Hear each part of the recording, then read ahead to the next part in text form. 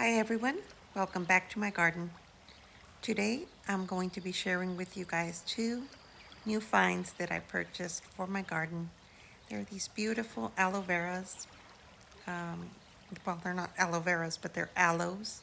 It's a golden tooth aloe and a blue elf aloe, and they are just gorgeous. They have beautiful coloring, and I look forward to planting them in my garden.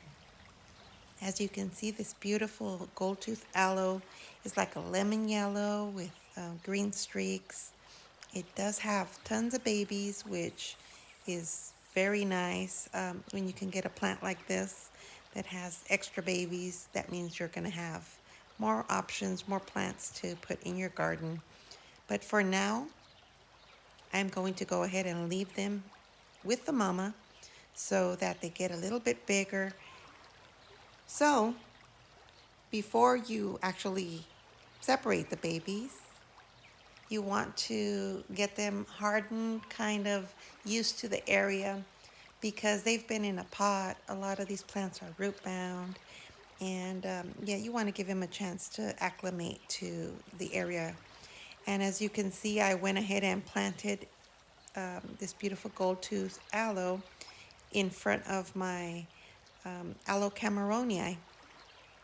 I know that it stays compact and the Aloe Cameronia is going to grow a little bit taller, so I think it's going to be a good fit, but I can always move it in the future, which is probably going to be the case since I do have to remove those babies.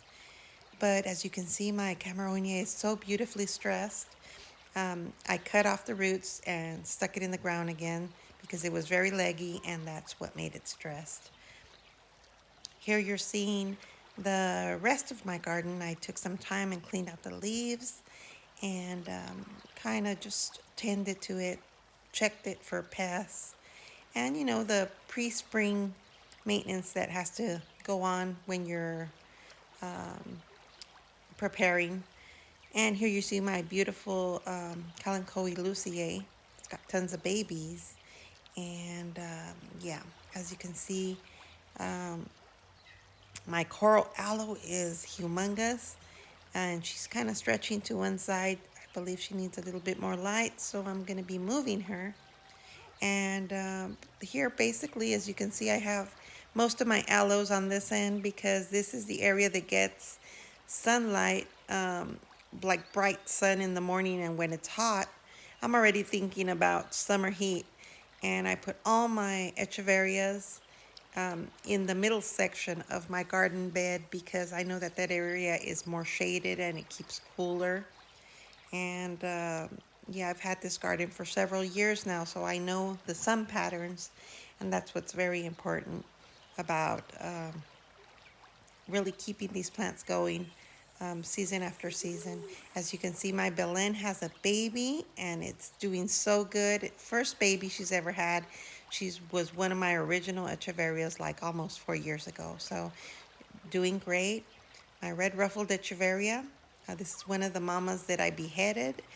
She's doing beautifully. As you can see, the Apuntias are doing just magnificent. They are so tall. Year after year, we've been training them to kind of grow up instead of wide because they are next to a walkway, and we do harvest the pads to eat them every growing season.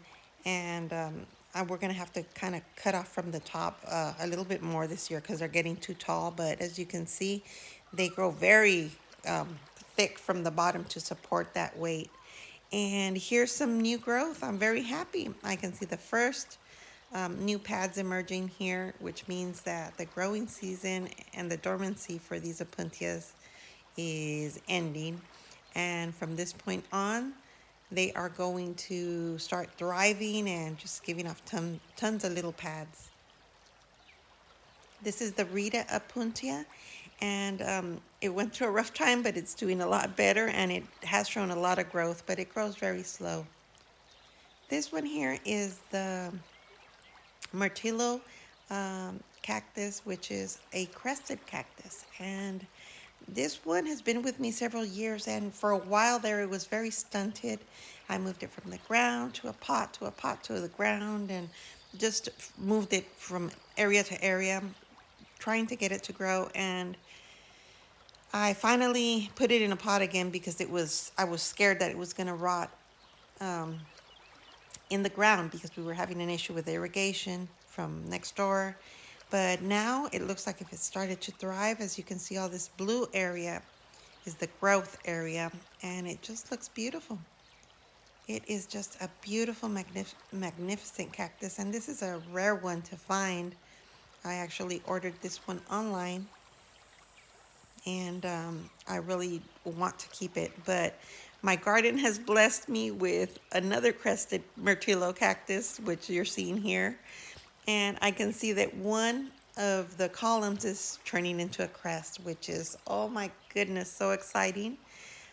It's just beautiful. You can see all the growth it has, and just the crest is going to be magnificent because this is already a tall cactus, and the crest is happening in the main column. So yeah, it's next to here to my coral aloe. Oh, so beautiful. And here you're getting a close-up of that crest that is forming, and that powder blue color is just so gorgeous. I mean, as these cactus get older, the older areas turn a little bit greener because this, the little powder, the farina, kind of goes away.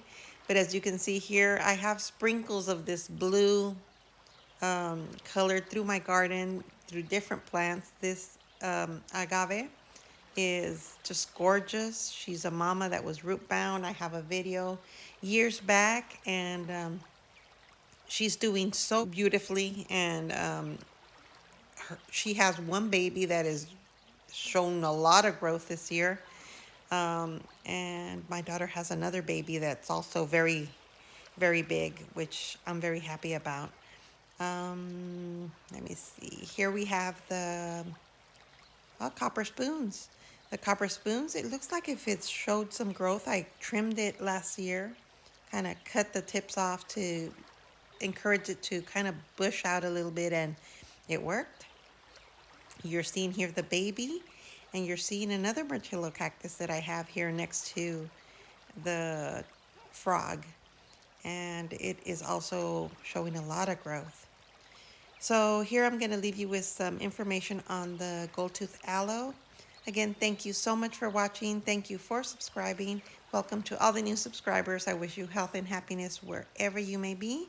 Please thumbs up the channel to encourage more people to see it. And I will talk to you guys later.